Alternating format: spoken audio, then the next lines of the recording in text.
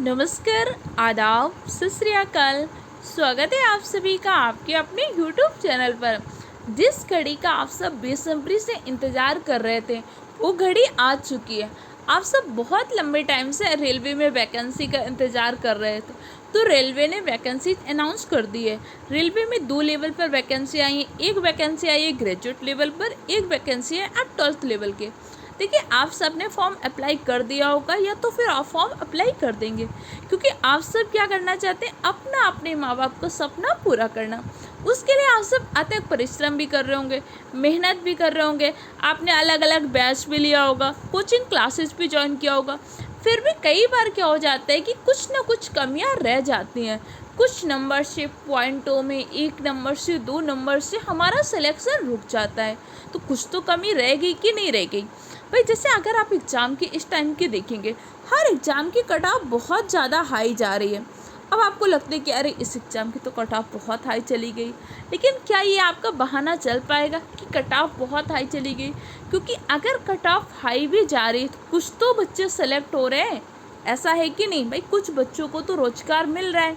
अब भाई हमें ही मेहनत करनी होगी कि हमारा नाम सिलेक्टेड कैंडिडेट की लिस्ट में आए। अब वैकेंसी आई है 11,000, तो फॉर्म पड़ेंगे कम से कम 11 लाख। अब आपको क्या देखना है, 11 लाख देखना है कि 11,000? हमारा फोकस तो करना है 11,000 पदों पर कि हमारा नाम आ जाए इस सिलेक्टेड कैंडिडेट के लिस्ट में। लेकिन जब हम पढ़ने बैठते हैं, मेहनत तो हम सब बेशक बहुत करते हैं, लगातार पढ़ाई भी करते हैं, यूट्यूब में बैच देख रहे होते हैं, ऑनलाइन बैच लिया होता है, ऑफलाइन क्लासेस जाते हैं, लाइब्रेरी जाते हैं। इसके बाद भी कहीं ना कहीं हमें लगता है कि कुछ तो कमी रह गई, तभी तो सिलेक्शन नहीं हुआ। तो सबसे बड़ी एक प्रॉब्लम क्या होती है कि हम लोग पढ़ते तो रहते हैं। अभी जैसे वैकेंसी आएगी तो पहले दिन 10 दिन 15 दिन तो बहुत जोश के साथ पढ़ाई करते हैं, और धीरे धीरे जोश क्या होता है, कम होता चला जाता है। फिर ये जोश कब स्टार्ट होता है, जब हमारी डेट आ जाती है। अब जब एग्ज़ाम डेट अनाउंस हो जाती है, उस टाइम पे तो हमें क्या करना चाहिए, रिवीजन करना चाहिए। तब हम क्या कर रहे होते हैं, अपने सिलेबस को कंप्लीट कर रहे होते हैं, और इसी वजह से हम अपनी रेस में क्या हो जाते हैं, पीछे रह जाते हैं।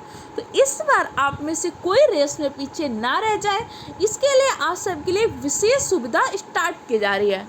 अब आपके मन में आएगी भाई ये क्या हो रहा है, फ्री में मिलेगी कि हमें पेड मिलेगी?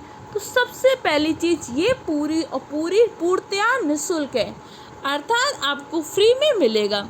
तो आप बोलो क्या है, क्या कोई बैच लॉन्च हो रहा है? नहीं, ये बैच लॉन्च नहीं हो रहा है।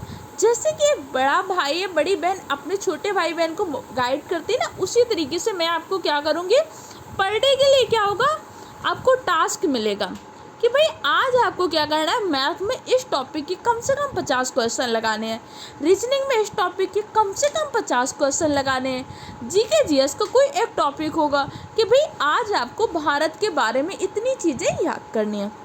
अब आप बोलोगे मैम हम ये सब नोट्स कहाँ से निकालेंगे? तो नोट्स भी आपको मिलेंगे, सिर्फ आपको क्या करना है, उतनी चीज़ें पढ़ लानी है। जैसे आपने कभी एक नाम सुना होगा, सेल्फ हेल्प ग्रुप, स्वयं सहायता समूह। स्वयं सहायता समूह आजकल बहुत सक्रिय हो रहे हैं, लोगों को यहाँ से क्या मिलता है, लोन मिल जाता है। वैसे ही हम क्या करेंगे, स्वयं सहायता समूह के हम क्या करेंगे, बहुत सारे क्वेश्चन तैयार करेंगे कि भाई आपको हर सब्जेक्ट का नोट्स भी मिल जाए, उससे जुड़े क्वेश्चन भी मिल जाए, उससे जुड़ी कुछ को भी सॉल्व कर लें, तो अच्छी अपनी तैयारी हो जाएगी कि नहीं हो जाएगी? तो हम कल से ये स्टार्ट करनी थी वैसे अक्टूबर माह से, लेकिन हमें लगा क्यों थोड़ा सा लेट किया जाए। कल से ही ट्यूजडे से सीरीज स्टार्ट होगी, फतेह सीरीज। इसमें हमें हर हाल में क्या करना है, फतेह करना है।